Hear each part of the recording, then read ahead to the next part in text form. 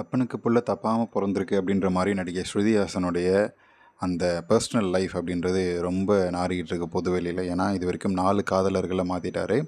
So, இதே தான் வந்து இந்த வனிதாவும் பண்றாங்க. ஆனா, அவங்கள போட்டு அடிச்சு துவைக்கிறாங்க. ஸ்ருதி ஹாசன் எதுவுமே பண்றதில்ல அப்படின்ற மாரியான பேச்சு இருக்கு. ஸோ, அது ஒரு புறம் இருக்கட்டும். இப்ப நீங்க ஒரு வீடியோ பார்த்தீங்கல்ல, அந்த வீடியோல ஒரு லைவ் போயிருக்காங்க. இன்ஸ்டா லைவ்ல. அந்த லைவ்ல உங்க முடிய தூக்கி பின்னாடி ஜடை போடுங்க. இல்லன்னா அந்த போனி டெயில் போடுங்க அப்படின்னு சொல்லி நீங்க சூப்பரா இருப்பீங்க அப்படின்னு கமெண்ட் பண்ணியிருக்கிறாங்க ஒரு நபர் அந்த லைவ்ல. அதையும் வந்து போட்டு, "ஓ! இப்படியா?" அப்படின்னு சொல்லி அந்த முடிய தூக்கி ஒதுக்குறாங்க. அந்த ஒதுக்கும்போது, "எப்பா! எவ்வளோ பெரிய மாம்பழம்" அப்படின்ற மாரி இன்னொருத்தன் கமெண்ட் பண்ணியிருக்காங்க. ஸோ அவங்களுடைய இன்டென்ஷன் வந்து அப்ப தான் புரியுது. உங்க முடிய தூக்கி பின்னாடி போடுங்க.